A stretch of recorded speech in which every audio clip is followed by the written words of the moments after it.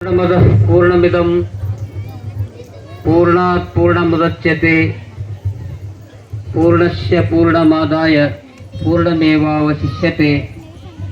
ओम शांति शांति शांति। परम पूज्य सद्गुರು ಹಾರಕೂಡದ ಶ್ರೀ ಚನ್ನಬಸವ ಶಿವಯೋಗಿಗಳನ್ನು ಮನೋಮಂದಿರದಲ್ಲಿ ಧ್ಯಾನಿಸಿ ಅನಂತ ಕೋಟಿ ಪ್ರಣಾಮಗಳನ್ನು ಸಮರ್ಪಿಸಿ ವಿಶ್ವಜ್ಯೋತಿ ಮಹಾಮಾನವತಾವಾದಿ ಮಹಾತ್ಮ ಬಸವೇಶ್ವರರ ಶ್ರೀಚರಣಕ್ಕೆ ವಂದಿಸಿ ಜಗದಾದಿ ಜಗದ್ಗುರು ಪಂಚ ಆಚಾರ್ಯರಿಗೆ ವಂದಿಸಿ ಅನಂತ ಕೋಟಿ ಪ್ರಣಾಮಗಳನ್ನು ಸಮರ್ಪಿಸಿ ನಮ್ಮ ಭಾಗದ ನಿಮ್ಮೆಲ್ಲರ ಆರಾಧ್ಯ ದೇವರಾಗಿರುವಂತಹ ಮಹಾದೇವ ಲಿಂಗವನ್ನು ಎನ್ನ ಹೃದಯ ಮಂದಿರದಲ್ಲಿ ಧ್ಯಾನಿಸಿ ಅನಂತ ಕೋಟಿ ಪ್ರಣಾಮಗಳನ್ನು ಸಮರ್ಪಿಸಿ ಅತ್ಯಂತ ಪರಿಶುದ್ಧ ಭಕ್ತಿಯಿಂದ ಹಮ್ಮಿಕೊಂಡಿರುವಂತಹ ಶಿರಗಾಪುರದ ಪವಿತ್ರ ಗ್ರಾಮದಲ್ಲಿ ಹಮ್ಮಿಕೊಂಡಿರುವಂತಹ ಮಹಾದೇವಲಿಂಗದ ಜಾತ್ರಾ ಮಹೋತ್ಸವದ ಈ ಪವಿತ್ರ ಪರ್ವಕಾಲಕ್ಕೆ ಆಗಮಿಸಿ ಅನುಭಾವದ ಹಿತನುಡಿಗಳನ್ನು ಹೇಳಿರುವಂತಹ ಸಹೋದರಿಯರಾದಂತಹ ಸಾವಿತ್ರಿ ಶರಣು ಸಲ್ಗಾರ್ ಅವರೇ, ವೇದಿಕೆಯ ಮೇಲೆ ಉಪಸ್ಥಿತರಿರುವಂತಹ ಎಲ್ಲ ಅನುಭಾವಿಗಳೇ, ಹಿರಿಯರೇ, ಮಾತೆಯರೇ, ಮಕ್ಕಳೇ, ನಿಮ್ಮೆಲ್ಲರ ಹೃದಯ ಮಂದಿರದಲ್ಲಿರುವಂತಹ ಪರಮಾತ್ಮನ ಶ್ರೀಚರಣಕ್ಕೆ ಶರಣು ಶರಣಾರ್ಥಿಗಳು. ಈಗಾಗಲೇ ಸಮಯ ಬಹಳ ಆಗಿದೆ. ಯಾಕಂದ್ರೆ ನಮಗೆ ಭಾಳ ದೊಡ್ಡದು ಫ್ಯಾನ್ ಹಚ್ಚಾರ, ಭಾಳ ತಂಪು ಆರಾಮ್ ಕುಂತಿದ್ದಾನೆ. ಅಂದ್ರೆ ಎಲ್ಲ ಸಣ್ಣ ಸಣ್ಣ ಮಕ್ಕಳು ನೋಡ್ರಿ ಕೈದಾಗ ರಸ್ತೆ ಹಿಡ್ಕೊಂಡು ಯಾವಾಗ ಬಿಡ್ತಾರೆ ಹೋಗ್ಪ ಮರ ಅನ್ನಂಗೆ ಕಾಣ್ಬೋದು. ಟೈಮ್ ಭಾಳ ಆಗಿದೆ. ಬಹುಶಃ ಅದು ಟೆಂಟ್ ಇರೋದಿದ್ರೆ ಚೆಂದ ಆಗ್ತಿತ್ತು. ಆದರೂ ಕೂಡ ತಾವೆಲ್ಲ ಕೂತೀರಿ. ನಿಮಗೆ ಭಾಳ ಸೆಖಿಯೆಲ್ಲ ಆಗ್ತಿರಬಹುದು. ಸೆಖಿ ಅಂದ್ರೆ ಭಾಳ ಗರ್ಮಿ ಅಂತಾರೆ, ಅದು ಗರ್ಮಿ ಆಗ್ತಿರ್ಬಹುದು. ಆದ್ರೆ ಸದಾಕಾಲ ನಿಮ್ಮ ಬದುಕಿನಲ್ಲಿ ಯಾವುದೇ ಅಹಿತಕರ ಘಟನೆ ಆಗಲಾರ್ದಂತೆ ತಂಪಾಗಿ ಚಂದ್ರನ ಹಾಗೆ ತಂಪಾಗಿ ಆಶೀರ್ವಾದ ಕೊಡ್ತಕ್ಕಂಥ ಒಂದು ಶಕ್ತಿ ನಮ್ಮ ನಾಡಿನಲ್ಲಿದೆ. ಅದು ಹಾರಕೂಡದ ಚನ್ನಬಸವ ಶಿವಯೋಗಿಯ ಶಕ್ತಿ ಅನ್ನುವಂಥ ಮಾತನ್ನು ನಾವೆಲ್ಲರೂ ಅರ್ಥ ಮಾಡ್ಕೋಬೇಕು. ಆ ದಿಶೆಯಲ್ಲಿ ಈಗಾಗಲೇ ಸಮಯ ಬಹಳ ಆಗಿದೆ. ಸ್ವಲ್ಪೇ ಸಮಯದಲ್ಲಿ ನಮ್ಮ ಮಾತನ್ನು ಮುಗಿಸ್ತಾ ಇದ್ದೇವೆ. ಜಗತ್ತಿನಲ್ಲಿ ಈಗಾಗಲೇ ಅಪ್ಪವರು ಬಹಳ ಒಳ್ಳೆಯ ಮಾತುಗಳನ್ನು ಹೇಳಿದರು. ಜೀವನದಲ್ಲಿ ಪರಿಶ್ರಮ ಮಾಡಿದಾಗ, ಸಾಧನೆ ಮಾಡಿದಾಗ ಉನ್ನತ ಸ್ಥಾನಕ್ಕೆ ಹೋಗಬಹುದು ಎನ್ನುವಂಥ ಮಾತನ್ನು ಬಹಳ ಮಾರ್ಮಿಕವಾಗಿ ಉದಾಹರಣೆಯನ್ನು ಕೊಟ್ಟು ಹೇಳಿದರು. ಆದರೆ ನಿಜವಾಗಿ ಈ ಜಗತ್ತಿನಲ್ಲಿ ಶ್ರೀಮಂತ ಅಂತ ಯಾರಿಗೆ ಕರಿಬೇಕು, ಸಾಹುಕಾರ ಅಂತ ಯಾರಿಗೆ ಕರಿಬೇಕಂದ್ರೆ ಅಲ್ಮರಿಯಲ್ಲಿ ಲಕ್ಷ ಲಕ್ಷಗಟ್ಟಲೆ ಕೋಟಿಗಟ್ಟಲೆ ಹಣ ಇದ್ದರೆ ಅವರು ನಿಜವಾದ ಶ್ರೀಮಂತರಲ್ಲ. ಒಬ್ಬ ಶ್ರೇಷ್ಠ ಆಫೀಸರ್ ಆಗಿ ಆತ ಕಾರ್ಯ ಮಾಡ್ತಾ ಇದ್ರೂ ಕೂಡ ಅವನಲ್ಲಿ ಅವರಿಗೆ 5 ಲಕ್ಷ ಪಗಾರ ಇದ್ರೂ ಕೂಡ ಆತ ನಿಜವಾದ ಶ್ರೀಮಂತನಲ್ಲ. ಒಬ್ಬ ವ್ಯಕ್ತಿಯಲ್ಲಿ ಅರ್ಧ ಕ್ವಿಂಟಲ್ ಬಂಗಾರ ಇದ್ರೂ ಆತ ಶ್ರೀಮಂತ ಅಲ್ಲ.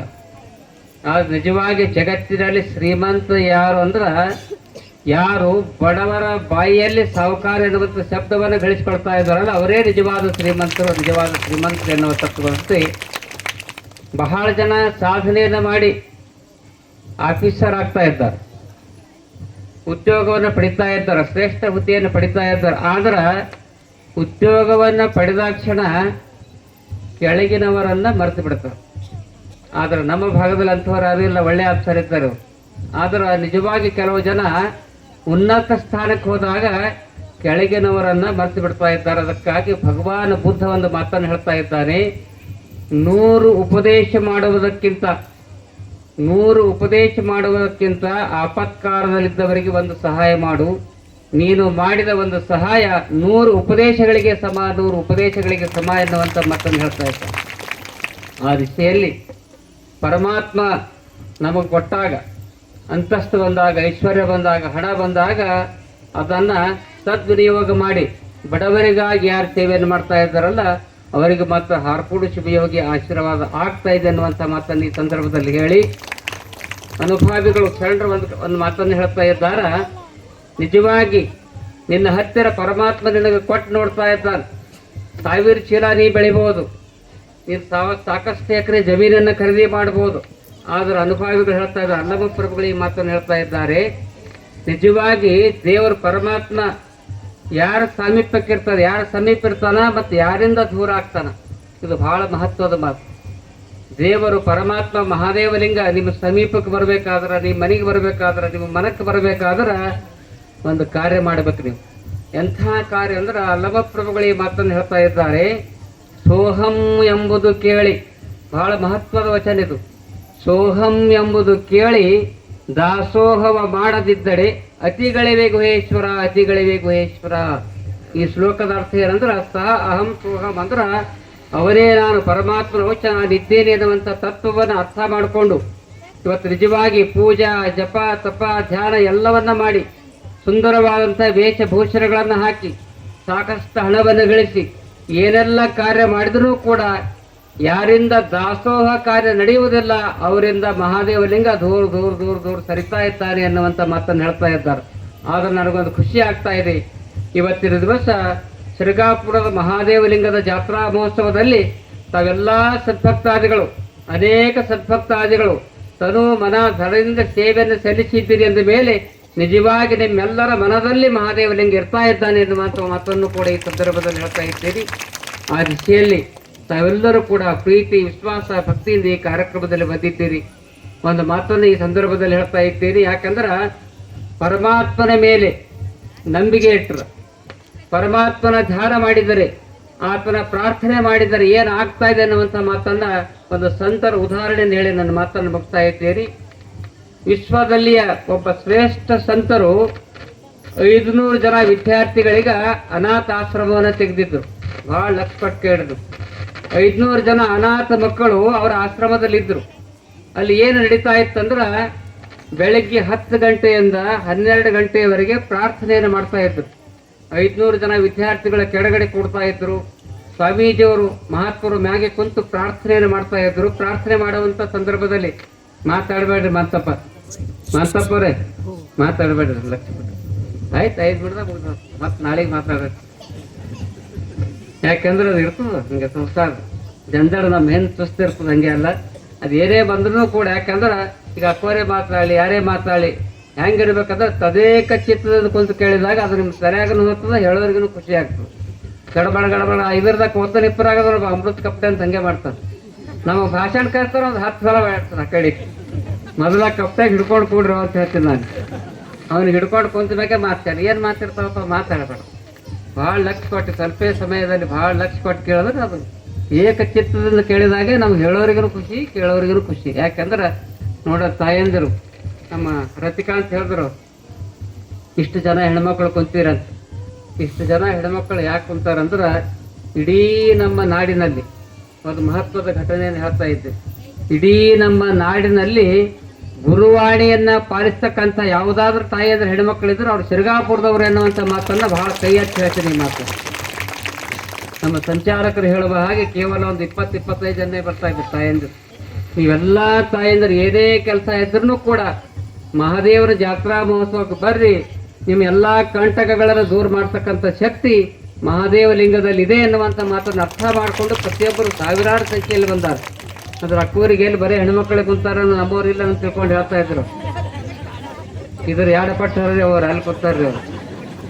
ಹಾಗೇನಿಲ್ಲ. ಯಾಕಂದ್ರೆ ಸತಿ ಮತ್ತು ಪತಿ, ಕೇವಲ ಸತಿಯ ಭಕ್ತಿ ಅಷ್ಟೇ ಅಲ್ಲ, ಸತಿ ಮತ್ತು ಪತಿ ಇಬ್ಬರು ಭಕ್ತಿಯನ್ನು ಎಲ್ಲಿ ಕಾಣ್ತೀವಿ ಅಂದ್ರೆ ಅದು ಶ್ರೀಗಾಪುರ ಗ್ರಾಮದಲ್ಲಿ ಕಾಣ್ತಾ ಇದ್ದೀವಿ. ಶ್ರೀಗಾಪುರ ಗ್ರಾಮದಲ್ಲಿ ಬಹಳ ಪ್ರೀತಿಯಿಂದ ತಾವೆಲ್ಲರೂ ಕೂಡ ಬರ್ತಾ ಇದ್ದೀರಿ. ಆ ಉದಾಹರಣೆಯನ್ನು ಹೇಳಬೇಕಾದ್ರೆ ಮಹಾತ್ಮರು ಕುಂತು ಪ್ರಾರ್ಥನೆಯನ್ನು ಮಾಡಿಸ್ತಾ ಇದ್ರು. ಎಲ್ಲ ಹುಡುಗರು ವಿದ್ಯಾರ್ಥಿಗಳು ಪ್ರಾರ್ಥನೆಯನ್ನು ಮಾಡ್ತಾ ಇದ್ರು.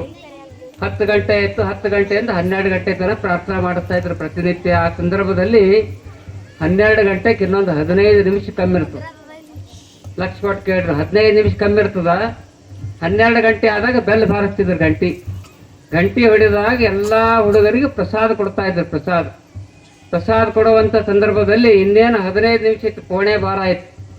ಕೋಣೆ ಬಾರ ಆದಾಗ ಸೇವಕ ಬಂದು ಸ್ವಾಮಿಗಳಿಗೆ ಕಿವಾಗಿ ಹೇಳ್ತಾರೆ ಮಹಾತ್ಮರಿಗೆ, ಅಪ್ಪೋರೇ 500 ಜನರಿಗೆ ಕೂಡ್ಸಿರಿ, ಇನ್ನೇನು 15 ನಿಮಿಷದಾಗ ಗಂಟೆ ಬೆಲ್ ಹೊಡಿತೀರಿ. ಆದ್ರೆ ಅವ್ರಿಗೆ ಊಟಕ್ಕೆ ಇವತ್ತು ದಿವಸ ಏನು ಗೋಧಿ ಹಿಟ್ಟಿಲ್ಲ, ಅಕ್ಕಿ ಇಲ್ಲ, ಯಾವುದೇ ಧಾನ್ಯ ಇಲ್ಲ, ಹೆಂಗೆ ಊಟ ಮಾಡಿಸ್ತೀರಿ ಅನ್ಕೊಂಡು ಹೇಳಿದಾಗ ಮಹಾತ್ಮರು ಹೇಳ್ತಾ ಇದ್ರು, ಆ ಕಡೆ ನೋಡುವುದೇ ಇಲ್ಲ, ತದೇಕ ಚಿತ್ತದಿಂದ ದೇವರ ಧ್ಯಾನ ಮಾಡ್ತಾ ಇದ್ದಾರೆ. 9, 12, 11:45 ಆಯ್ತು, 11:50 ಇನ್ನೇನು 5 ನಿಮಿಷದಲ್ಲಿ 12 ಗಂಟೆ ಆಗ್ತದ. ಬೆಲ್ಲ ಹೊಡಿತಾರ. ಊಟಕ್ಕೆ ಹೋದ್ರಲ್ಲಿ ಏನೂ ಆಶ್ರಮದಲ್ಲಿ ಏನೂ ಇಲ್ಲ, ಎಲ್ಲ ಖಾಲಿಯಾಗಿ ಹೋಗ್ಯದ. ಅಕ್ಕಿ, ಗೋಧಿ, ಬೇಳೆ ಎಲ್ಲ ಖಾಲಿಯಾಗಿ. ಆಗ ಅಡಿಗೆ ಮಾಡೋ ಬಂದು ಹೇಳ್ತಾನೆ, ಯಪ್ಪ 500 ಜನರಿಗೆ ಹ್ಯಾಂಗೆ ಉಣಿಸ್ತೀರಿ? ಭಾಳ ಲಕ್ಷ ಕೊಟ್ಟು ಕೇಳ್ರಿ ನೀವು, 500 ಜನರಿಗೆ ಹ್ಯಾಂಗೆ ಉಣಿಸ್ತೀರಿ? ಎಲ್ಲ ಖಾಲಿ ಆಗ್ಯದ. ಆಶ್ರಮದಾಗ ಮಠದಾಗ ಏನೂ ಇಲ್ಲ, 500 ಜನ ಉಪವಾಸ ಬಿಡ್ಬೇಕಾಗ್ತದೆ, ಅನಾಥಾಶ್ರಮ ಹೆಂಗೆ ಮಾಡ್ತೀರಿ ಅಪ್ಪ ಅಂತ ತಿಳ್ಕೊಂಡು ಕೇಳಿದಾಗ ಶಿವ ಶಿವ ಶಿವ ಶಿವ ಅಂತ ಧ್ಯಾನ ಮಾಡ್ತಾ ಇದ್ದಾರ. ಇನ್ನೇನು 3 ನಿಮಿಷ ಇತ್ತು, 12 ಗಂಟೆ ಆಗ್ತಕ್ಕಂಥ ಸಂದರ್ಭ, ಬೆಲ್ಲ ಹೊಡೆಯುವಂಥ ಸಂದರ್ಭ. ಅಲ್ಲಿ ಏನಾಯ್ತು ಅಚಾನಕ್ ಅಂದ್ರೆ, ಎಲ್ಲ ಹುಡುಗರು ಮಹತ್ವರು ಧ್ಯಾನ ಮಾಡೋದು ಬಿಡುವುದಿಲ್ಲ, ಶಿವ ಶಿವ ಶಿವ ಶಿವ ಅಂತ ಧ್ಯಾನ ಮಾಡುವಂಥ ಸಂದರ್ಭದಲ್ಲಿ ಒಂದು ಸುಂದರವಾದಂಥ ಹೊಸ DCM ಬರ್ತದೆ. DCM ಬರ್ತದ. DCMದಿಂದ ಬಂದು ಒಬ್ಬ ವ್ಯಕ್ತಿ ಕೆಳಗಡೆ ಇಳಿದು ಮಹಾತ್ಮರ ಸಾಮೀಪ್ಯಕ್ಕೆ ಬರ್ತಾನ. ಸಾಷ್ಟಾಂಗ ನಮಸ್ಕಾರ ಹಾಕಿ ಕೈ ಜೋಡಿಸಿ ಹೇಳ್ತಾ ಇದ್ದಾನ, ಯಪ್ಪ ನಂದೊಂದು ಕೋರಿಕೆ ಅದ. ಕೋರಿಕೆ ಏನಪ್ಪ, ಯಾಕೆ ಬಂದಿದೆ ಅಂತ ತಿಳ್ಕೊಂಡು ಕೇಳಿದಾಗ ಮಹಾತ್ಮರು ಕೇಳ್ತಾ ಇದ್ದಾರ, ಇಲ್ಲಪ್ಪ ನಾ ಯಾಕೆ ಬಂದಿರಂದ್ರ, ಇನ್ನೇನು ಕೇವಲ 12ವರೆಗೆ ನನ್ನ ಮಗನ ಲಗ್ನ ಇತ್ತು.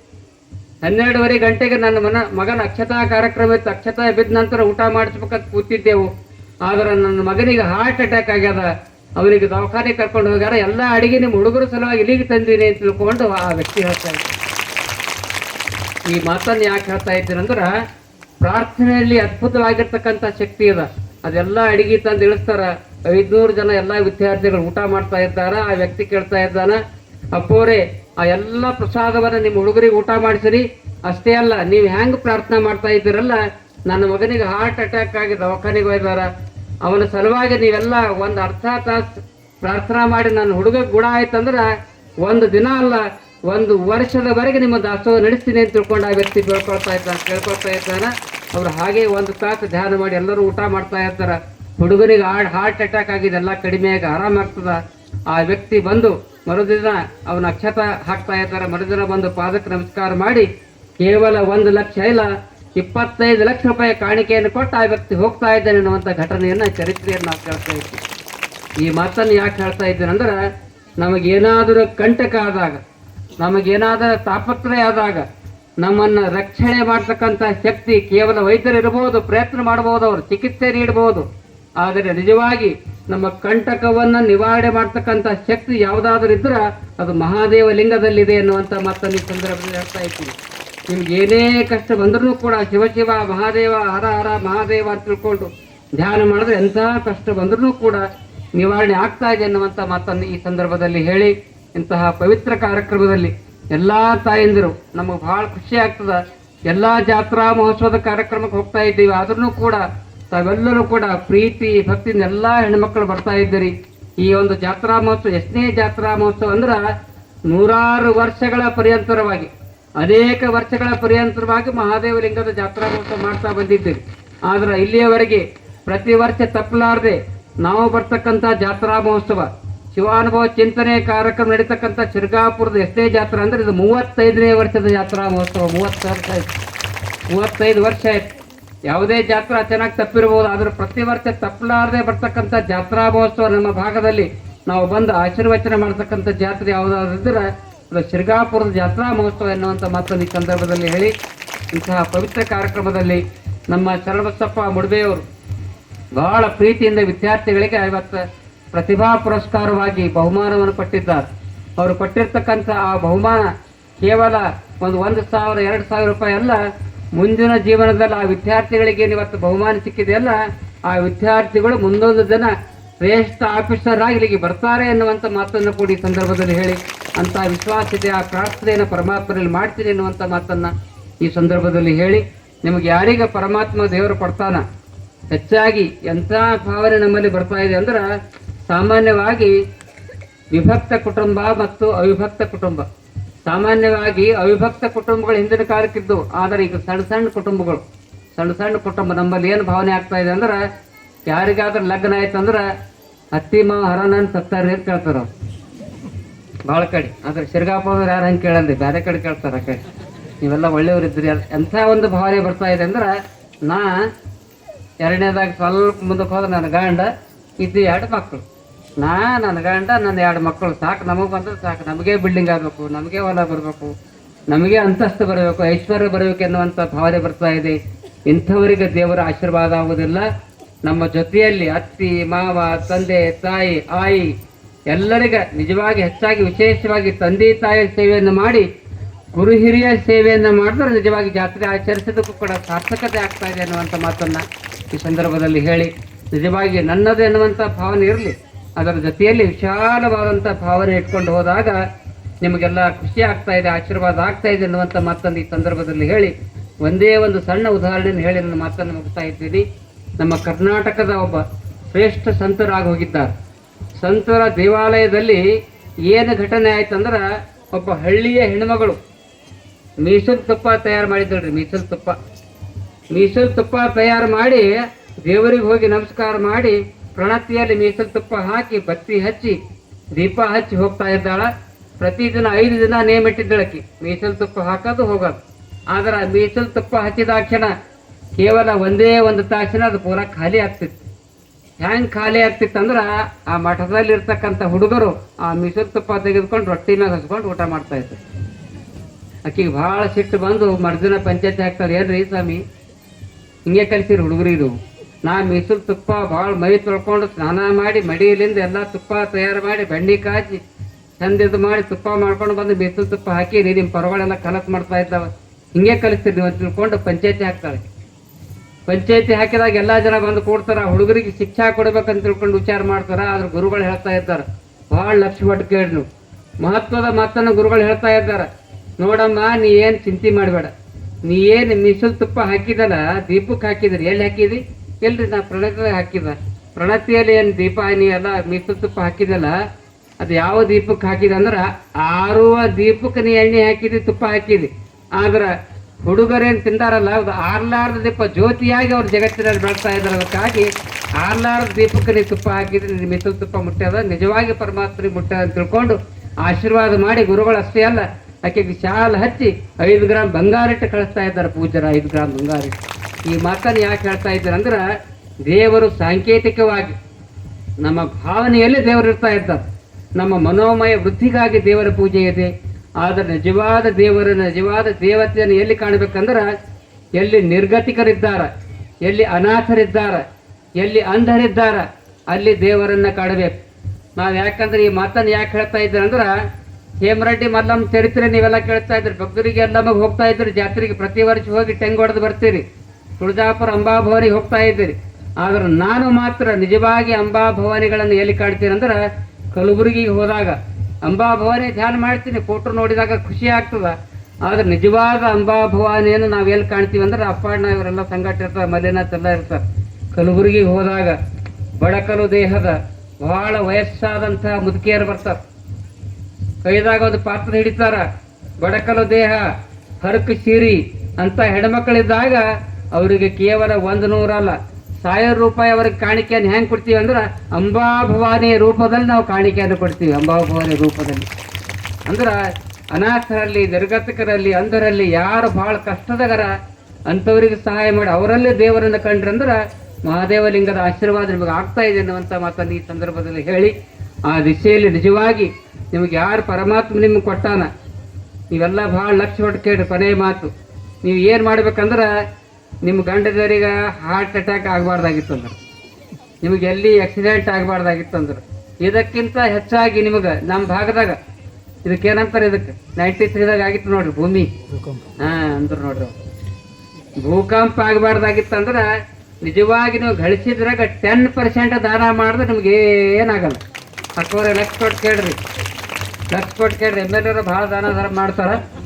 ಆದ್ರೆ ನಿಜವಾಗಿ 10% ಯಾರು ನಿಮಗೆ ಪರಮಾತ್ಮ ಕೊಡ್ತಾನೆ, 1 ಲಕ್ಷ ನೀವು ಗಳಿಸಿದ್ರಂದ್ರೆ 10,000 ಘಟ್ಟ ತೆಗೆದಿಡಿ, 90,000 ಮನೆಗೆ ಖರ್ಚು ಮಾಡಿ, 10,000 ಒಳ್ಳೆಯ ಕೆಲ್ಸಕ್ಕೆ ಖರ್ಚು ಮಾಡ್ರಿ.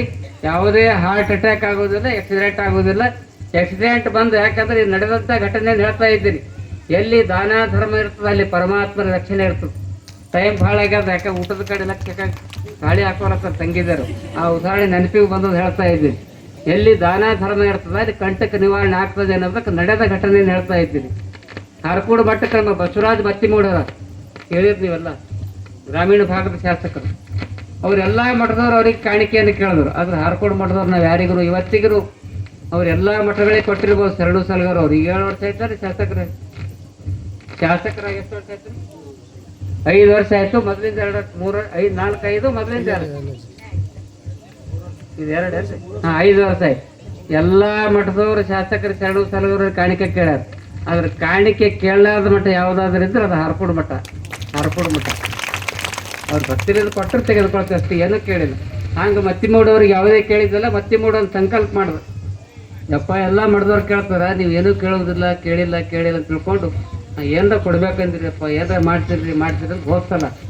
ಇಲ್ಲ ನೀವು ಮತ್ತೊಂದ್ಸಲ MLA ಆಗಿ ಬಾ, ಬಂದಾಗ ನಿನ್ಗೇನು ತಿಳಿದಿದ್ದು ಮಾಡಾಟೆ ಅಂತ ತಿಳ್ಕೊಂಡು ಹೇಳಿದಾಗ ಮತ್ತೆ ಅವ್ರು ಗೆದ್ದು ಬಂದು ನಾವು ಗೆದ್ದು ಆತ ಹೇಳಿದ್ರು, ಇಲ್ರಿ ಅಪ್ಪ ನಾ ಏನಾರ ಕೊಟ್ಟೇ ಬರ್ತೀನಿ ಹರ್ಕೊಂಡು ಮಟ್ಟಕ್ಕೆ ಅಂದಾಗ ಅವರು 10 ಲಕ್ಷ ರೂಪಾಯಿ ಜನ್ರೇಟರ್ ಹರ್ಕೊಂಡು ಮಟ್ಟಕ್ಕೆ ಕೊಟ್ಟಿದ್ದಾರೆ. 10 ಲಕ್ಷ ರೂಪಾಯಿ ಜನ್ರೇಟರ್. ಭಾಳ ಖುಷಿಯಿಂದ ನಾವು ಕೇಳಲಾರ್ದೆ.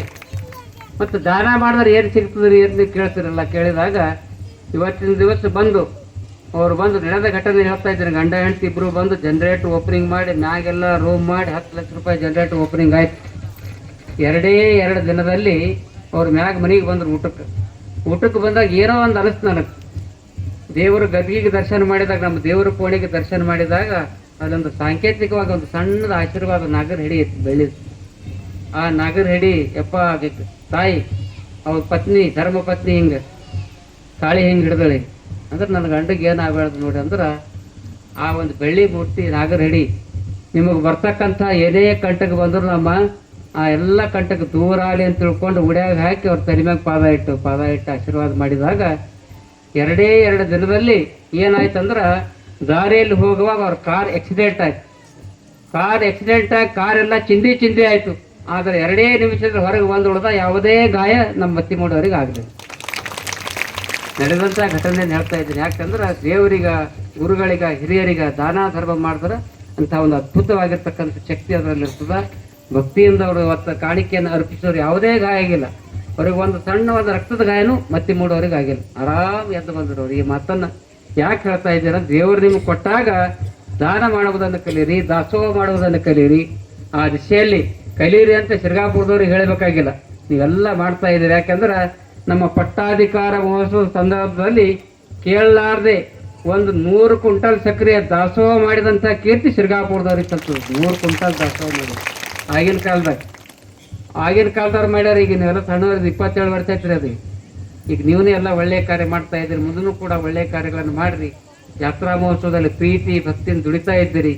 ಇದಕ್ಕಿಂತ ಮಿಗಿಲಾಗಿ ನೀವೆಲ್ಲರೂ ಕೂಡ ಒಂದು ಕಾಣಿಕೆಯನ್ನು ಹರ್ಕೊಂಡು ಮಟ್ಟಕ್ಕೆ ಕೊಡಬೇಕು. ಯಾಕಂದ್ರೆ ಹಿರಿಯರಾಗಿರ್ತಕ್ಕಂಥ ರಾಜಣ್ಣ ಬಿರಾದರ್ ಅವರು, ಬಸವರಾಜ ನಮ್ಮ ಗೌಡರು ಎಲ್ಲ ಅನುಭವಿಗಳು ಕುಂತಿದ್ದಾರೆ. ಇಲ್ಲಿ ಒಂದು ಕಾಣಿಕೆ ನೀವು ಕೊಡಬೇಕು, ಶ್ರೇಷ್ಠವಾಗಿರುವಂತಹ ಕಾಣಿಕೆ. ಎಲ್ಲ ಹೆಣ್ಮಕ್ಕಳು, ಹಿರಿಯರು, ಅನುಭವಿಗಳು ನೀವೆಲ್ಲ ಕೇಳಿ.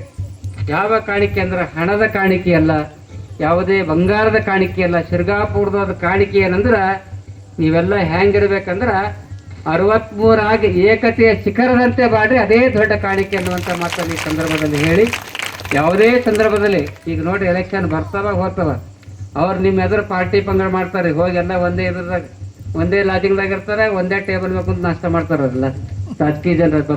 ಅದಕ್ಕಾಗಿ ಯಾವುದೇ ಪಕ್ಷ ಪಂಗಡ ತರಲಾರದೆ ಜಾತ್ರಾ ಮಹೋತ್ಸವದಲ್ಲಿ ಧರ್ಮ ಕಾರ್ಯದ ನೀವೆಲ್ಲ ಏಕತೆಯಿಂದ ನೀವೆಲ್ಲರೂ ಯಾರ ಮಕ್ಕಳು ಅಂದ್ರೆ ಶಿರ್ಗಾಪುರದ ಮಹಾದೇವರ ಮಕ್ಕಳು ಎನ್ನುವಂಥ ಭಾವನೆ ಇಟ್ಕೊಂಡು ಹೋದ್ರೆ ಅದೇ ನಿಜವಾದ ಕಾಣಿಕೆ ಎನ್ನುವಂಥ ಮಾತನ್ನು ಈ ಸಂದರ್ಭದಲ್ಲಿ ಹೇಳಿ, ಸದಾಕಾಲ ಹಾರ್ಕೊಳ್ಳಿ ಶಿವಯೋಗಿ ಆಶೀರ್ವಾದ ನಿಮ್ಮೆಲ್ಲರಿಗೆ ಇರ್ತಾ ಇದೆ ಅನ್ನುವಂಥ ಮಾತನ್ನು ಈ ಸಂದರ್ಭದಲ್ಲಿ ಹೇಳಿ, ಈ ಒಂದು ಜಾತ್ರಾ ಮಹೋತ್ಸವದಲ್ಲಿ ಕಾಣಿಕೆಯನ್ನು ಸಂಗ್ರಹಿಸಿದಂಥವರಿಗೆ ಮತ್ತು ದಾಸೋಹ ಮಾಡಿದಂಥವರಿಗೆ, ಪತ್ರಿಕಾ ಪ್ರಿಂಟ್ ಮಾಡಿದವರಿಗೆ, ತನು ಮನ ಧನದಿಂದ ಸೇವೆಯನ್ನು ಸಲ್ಲಿಸಿದಂಥ ಎಲ್ಲ ವ್ಯಕ್ತಿಗಳಿಗೆ ಶುಭಾಶೀರ್ವಾದ ಇರಲಿ ಅನ್ನುವಂಥ ಮಾತನ್ನು ಹೇಳಿ 2 ಮಾತುಗಳನ್ನು ಮುಗಿಸ್ತಾ ಇದ್ದಾರೆ. हारकोड चन्नबसवेश्वर महाराज की जय, चन्नगिरी शिवाचार्य महाराज की जय. हर हर हर हर महादेव.